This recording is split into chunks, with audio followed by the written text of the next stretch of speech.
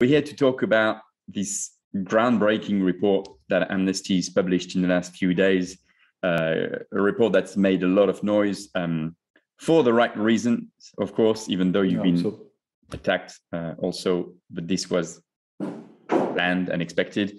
The report is 280 pages. So for people that haven't read it yet, there's obviously an executive summary that it's much shorter. But so 280 pages means you go very deep into the analysis, right? It's not like a PR, a press release or anything. It's a very detailed report. But I was wondering if you had like a couple of minutes to explain to someone what's the report about. And, you know, if you had to explain to people, I want you to take those 3 or 4 points out of this report, what would you tell them? So the report makes a very strong watertight case that Israel is imposing a system of oppression and domination that amounts to apartheid and perpetrates the crime against humanity of apartheid against Palestinians in all areas under the control of Israel, meaning Israel and occupied Palestinian territories, and with direct effect on Palestinian refugees outside of this territory, particularly in preventing them the right to return to their homes. The system that is imposed, the system of apartheid, is made up of basically 4 main pillars. The first is fragmentation, fragmenting Palestinians into different groups, different geographies, not allowing them to connect and be just one collective. 2, segregation and control. It is when Palestinians are pushed into enclaves and controlled within these enclaves and in between the enclaves, particularly controlling the right to freedom of movement, for example. 3, it's dispossessing of land and property. It's the land regime that Israel has put in place to take property, particularly land, in a racist way from Palestinians and not allowing them also in a discriminatory manner access to that land. And 4, it's that deprivation of rights, particularly social and economic rights. So what the report does is it relays on more than 20 years of Amnesty's documentation of patterns of violations by Israel against the Palestinians.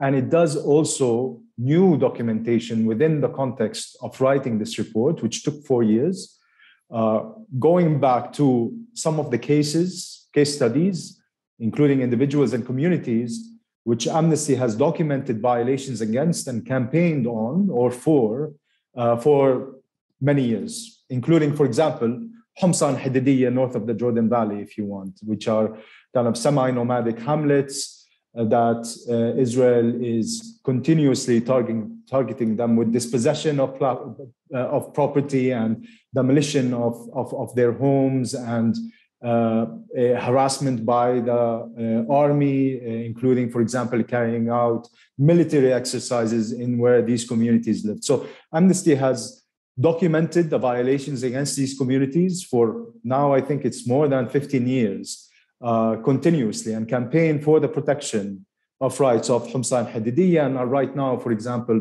in this report as a case study. And we've also kind of carried out documentation of the recent violations that they've had to endure during the course of writing this report. So it's extensive documentation relaying both on what we've done before and fresh documentation, plus legal analysis of this documentation in the framework of international law, particularly the crime of apartheid, and how these violations connect with each other. So what the report also presents makes the case in relation to the crime against humanity is it says, this is the system in place.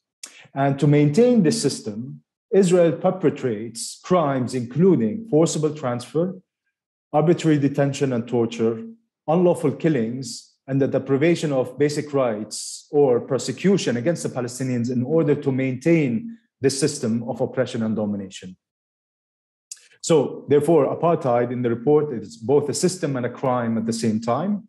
They're there with an intent that is very clear. It's clear in the laws, policies, and practices, but also in the statements of Israeli officials from the creation of the state until today, which basically says that Israel intends to maintain Jewish Israeli hegemony in terms of demography and geography in lands under its control. So basically, always maintaining more Jewish Israelis than Palestinians in these areas, and maximum control over land in this area, whether it is Israel or the occupied Palestinian territories. An important note to clarify, while we do find that apartheid as a system, as a crime, exists today in Israel and the occupied Palestinian territories, in order to understand it, and this is what took us a lot of time, and there's extensive analysis of this, you need to look at the root causes of what we have today.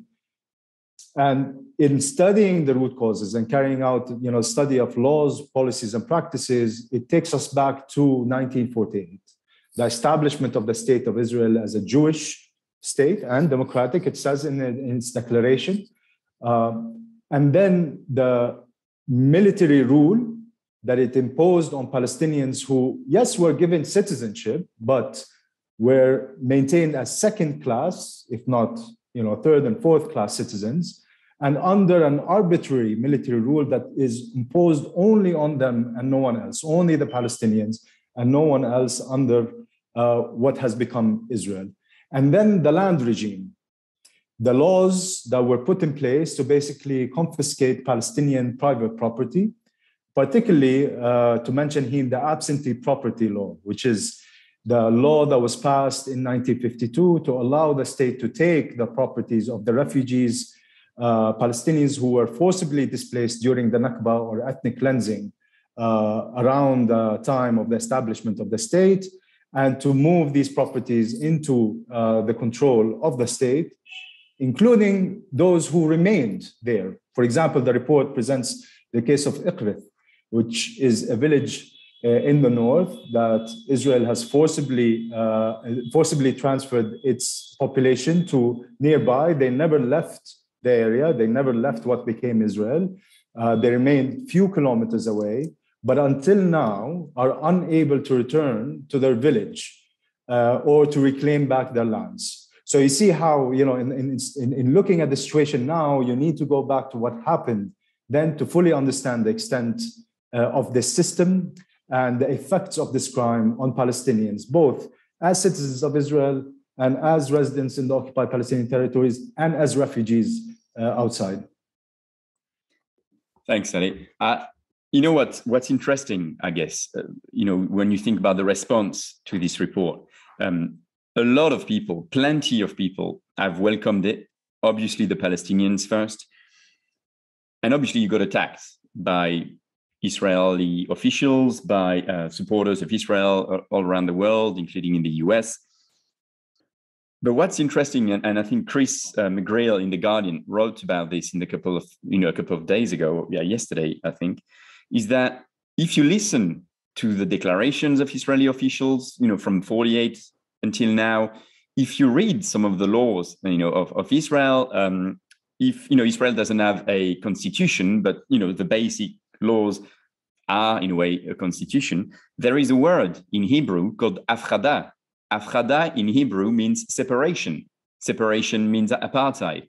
So why is it that if you look at the facts, many Israeli officials have called it the way it was, apartheid, for many years, but now that Amnesty has published this report, everyone is coming against Amnesty as being anti-Semitic and the rest? In my view, it's the way that it was used before. It's as if a warning, right? That if a course is not corrected, Israel will become an apartheid. If annexation of what remains of the West Bank is seen through, it will become apartheid. If this, then apartheid. So this is always something to kind of, I would say, use as a term politically, for certain political agendas and to sometimes, to seriously warn perhaps about what may become. Now, what Amnesty is saying is that it's not going to become apartheid. It is apartheid. here and now, and here is a strong case based on professional scientific documentation of patterns of human rights violations and a legal, in-depth legal analysis of laws, policies, and practices, and also statements by Israeli officials that show how Israel has already established a system of oppression and domination over Palestinians, amounting to apartheid, and perpetrated the crime of apartheid against Palestinians, both inside of Israel and in the OPT, right? And now, I guess this is the challenge. What Amnesty will be working on is to ensure that there is a recognition of the situation as it is. We're not new in here. We're joining the Palestinian organizations, intellectuals and academics who have pioneered this work. They are the first who were using the language, using apartheid as a legal framework to help better understand the situation for what it is, and called for organizations, including Amnesty, to do its own work vis-a-vis apartheid. And then Israeli organizations and Human Rights Watch last year put out their report making the case that Israel is perpetrating the crime of apartheid against Palestinians. And so now Amnesty, and what we hope to do by joining is to increase this momentum that is led by civil society organizations at this point, to ensure that there's more recognition on 4 fronts, right? The first is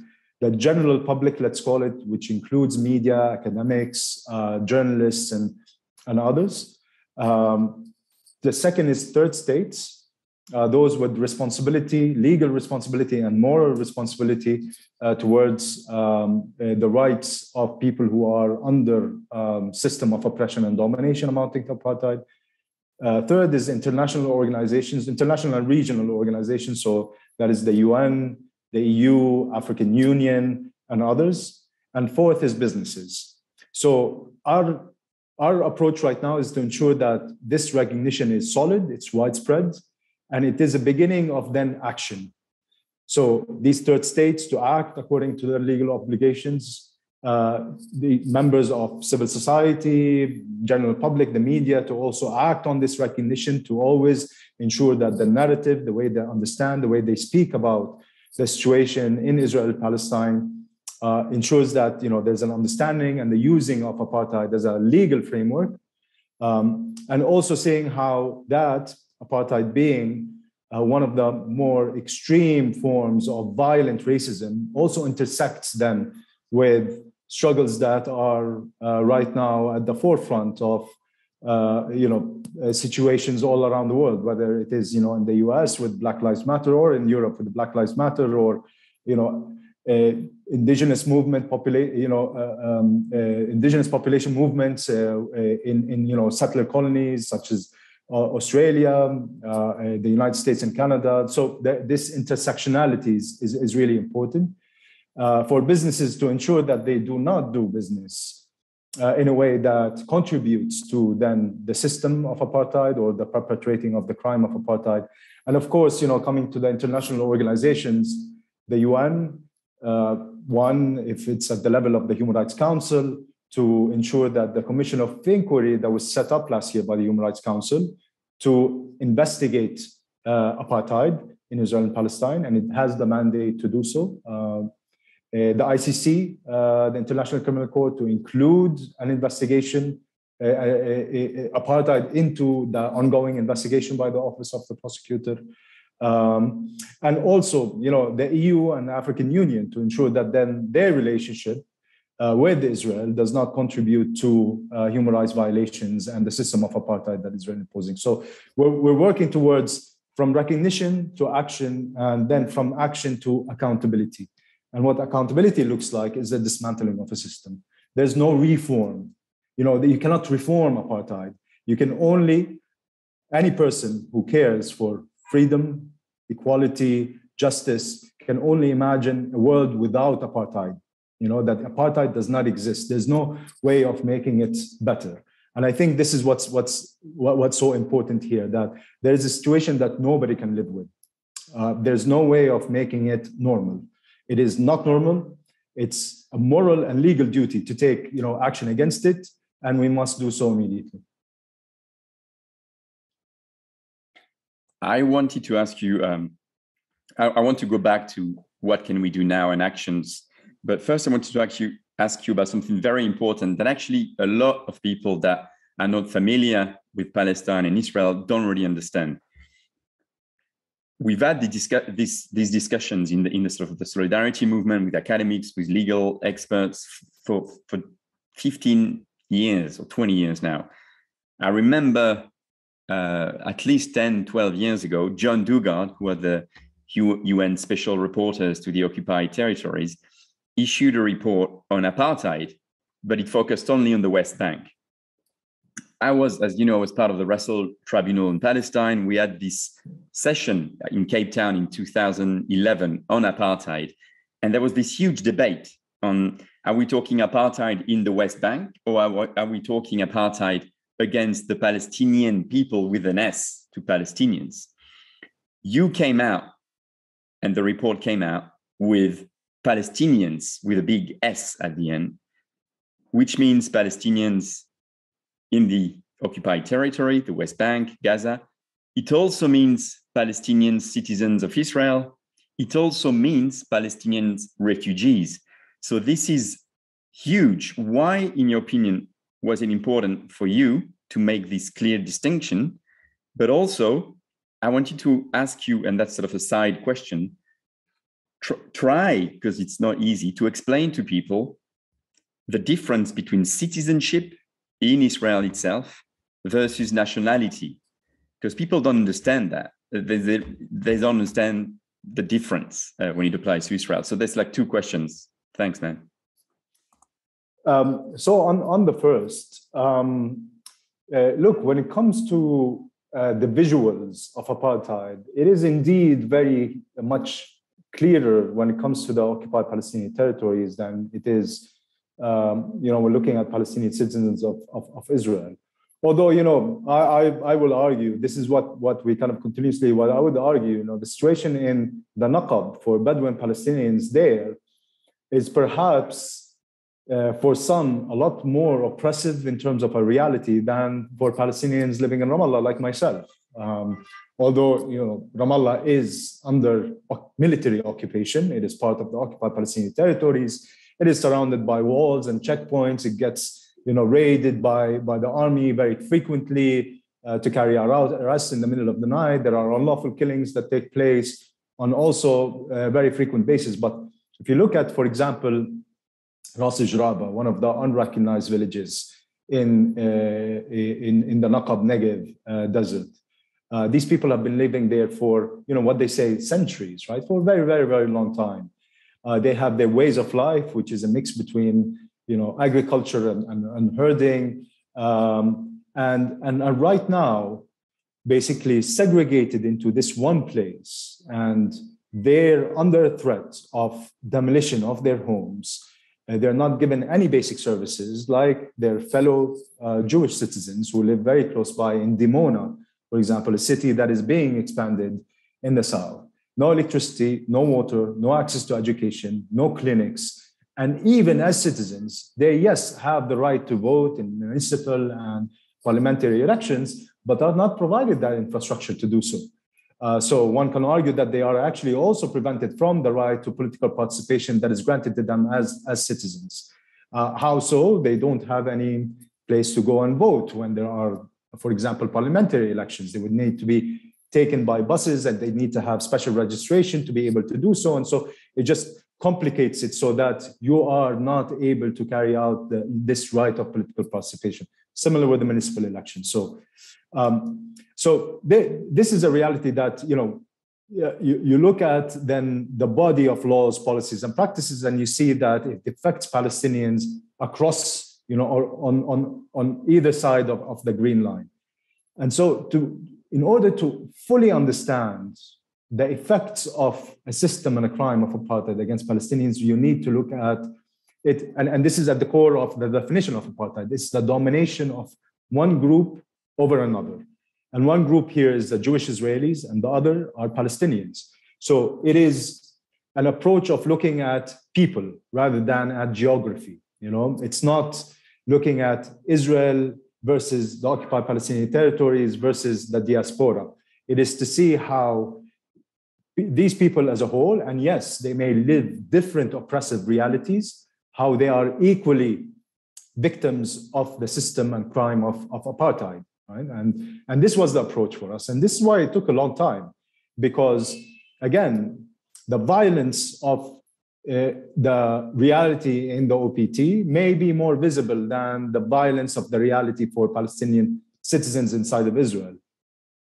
But, and here, I'm paraphrasing something by, that our Secretary General, Ines Kalamar, said that what shocked her the most was not that violence that you could see on Qalandia, in the wall, in the military checkpoints, or the difference between a Jewish Israeli settlement and a Palestinian community, but rather it's the banality of apartheid, how it has been so entrenched, whether it is in the bureaucracy of having families separated, or being able to, protect your residency in East Jerusalem, or to be able to travel, for example, as a couple or whatever through the airport, or, someone needs to go to Jordan. It's the banality of apartheid that was perhaps the most shocking for her.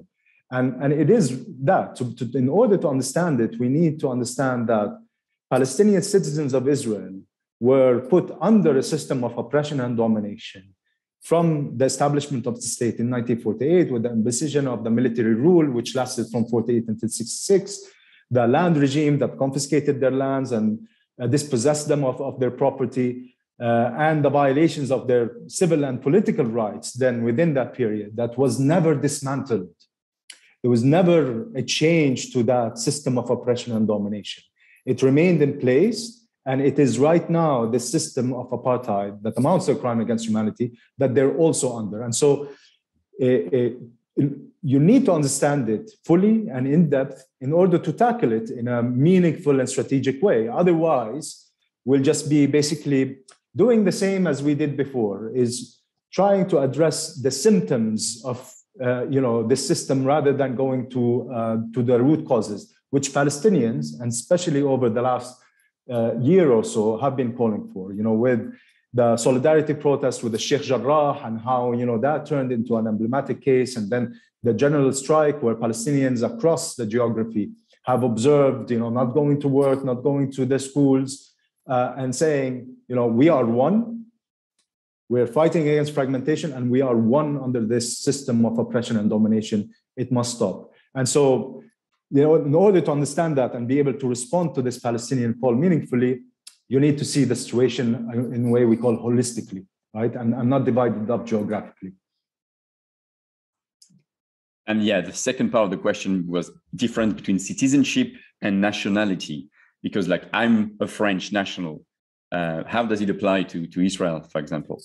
Yeah, I guess we had this conversation also with Ines, because she is French, and she said, this for a French person, this is completely absurd. Yeah, I mean, that's why like people don't get it, and right. I mean, and in a way, for me, explaining this difference explains it all. You don't even have to go much further to explain. I mean, apartheid comes from basic understanding of citizenship and nationality. So yeah, go ahead. Right. So this goes back to some of the major laws that have a constitutional value. Israel does not have a constitution, but it has a body of basic laws that make up for and have a constitutional value. So one of them is the law of return, for example, which allows any Jew from around the world to migrate to Israel and gain citizenship automatically on arrival. Right? So there is also the nationality law. And most recently, in 2018, the nation-state law, right? And in Israeli law, there's the difference between a national and a citizen. So every national is a citizen, but not every citizen is a national. And nationals are only Jews. Palestinians some of them are citizens, but they are never, unless they become Jewish, can become also national and enjoy then the full body of rights, including what? For example, the nation-state law in 2018, which was a law that came to kind of crown the body of discriminatory laws, says that only, Israel is the state for Jewish people only, and only the Jewish people have the right to self-determination in Israel. So here is where you could see this difference, very much embodied in law. And of course, once law, also in practice. What does self-determination also mean? It means also the enhancement, as part of the law, enhancement of Jewish settlement across the land that Israel controls, meaning Israel and the occupied Palestinian territories. So not also the enhancement of settlement, meaning the development of communities and being able to support the communities so that they flourish. That these rights, as enshrined in law, are only to the nationals who are only Jewish Israelis and not Palestinians who are only citizens and are unable to enjoy, for example, right to self-determination in the state. Finally, I wanted to go back, that would be my final question, about the actions. And now we've got this amazing report. We've got the Human Rights Watch report. We've got this B'Tselem report. We've got all the info from Palestinian organization like Al-Haq and shit, I forgot the names, but anyway, many of them that we've worked with in the past. You were talking about actions, clear actions towards states, towards third parties, towards corporations. And that's obviously very, very important. But, in 2004, the International Court of Justice came with a legal opinion against the wall, and now we call it the apartheid wall or the separation wall. In this report in 2004, it said that the wall is illegal, shouldn't have been constructed and should actually be demolished. And it also said that third parties and states had the obligation to ensure that the wall was going to be demolished. It's now 2022, so nearly 20 years later, the wall is fully built, except I saw that in Al-Ram, the wall fell, right? Nature took over, which was really an amazing sight.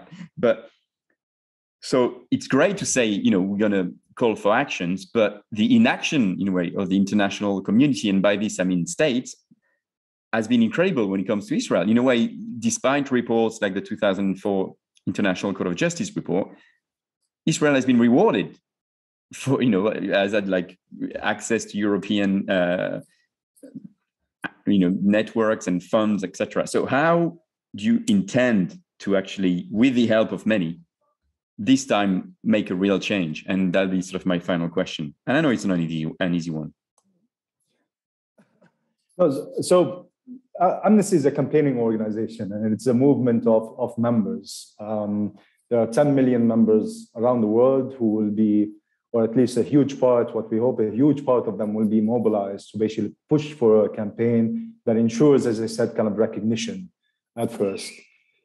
So on one hand, what I think is very important to specifically audiences in democracies is to have consistent pressure on parliamentarians, members of the parliament, to continuously, and not only over the next couple of months, but really for the long haul, over the next few years, to continuously raise questions in parliament, make statements in parliament, call their ministers for questioning about then the relationship, perhaps complicity, and their then actions to suppress and punish the crime of apartheid. That there is a legal responsibility here that states must act on. And so we need the pressure from inside, as well as pressure from the outside, right? Meaning that organizations like Amnesty, in partnership with other human rights organizations, will continuously put the pressure on governments through meetings, through questions, through letters, through reports that would also perhaps uncover their relationship, so to then take on their responsibility according to international law. There is a momentum that we believe has been built over the last year, with people all around the world moving in action and solidarity with the community in Sheikh Jarrah and Palestinians, right? So, and there was a pointing to root causes, right? That we shouldn't just deal with the symptoms, that we need to address the root causes. Otherwise, we're just going to have the same cycle repeat over and over again, which we've seen over the many years. That was recognized by the UN with the establishment of a commission of inquiry that is one evergreen, that is permanent. It does not have a time scope where it stops, which is very important. It also includes Israel and not only the OPT in its investigative mandate. And 3, that it can move evidence to the International Criminal Court, and that evidence can be used in an investigation. So it's a very powerful mechanism. Why I mention it is because in its language, in the setup of the Commission of Inquiry, in its reporting, they will be addressing root causes. We hope that they see apartheid as a framework that would allow them to address root causes effectively, and will be pushing them to do so. But it is the root causes, and it's a mobilizing then of people from within democracies, especially those who are influential on the global scene and who have ally relations with Israel, to have the pressure, particularly from civil society and from parliament, that can be matched with pressure from the outside, so that it becomes really, really hard for them to continue the unconditional support for Israel without, in this impunity and without account for what we're saying now. This is a crime against humanity that's being perpetrated. No one can stay silent, and no one can accept that we live in a world where this is taking place without anybody saying anything about it, at least, let alone, take action against it. So let us recognize it for what it is, and let us then take, concrete action against it towards the dismantling of the system. So to your audiences, I would recommend, alongside the reports, we've put out an online human rights education course. It's 90 minutes. It's available in a number of languages: English, French, Spanish, Hebrew, and Arabic. Hopefully also we can translate it to other languages. It looks at what apartheid is under international law. It looks at apartheid in history with a comparative view of Israel, Palestine, South Africa, and Myanmar, which is another situation which Amnesty made a determination that there is a situation of apartheid there against the Rohingya Muslims. And the third part is about the experience of Palestinians under Israel's apartheid. So we hope that this tool would allow wider audiences to be able to access and understand the framework, this legal framework, and be able then to use that in pressuring their representatives in parliament not to let this go, and to keep the pressure on their governments until something happens, something cracks. And this is what we're hoping for. Shukran كتير, Saleh. Ahlan, Frank. Thanks for taking the time to explain all this. I will obviously post the links of the report, the course, in the description of the video. So again, really appreciate this. Thank you for reaching out, and I'm really glad we reconnected. We should keep it up.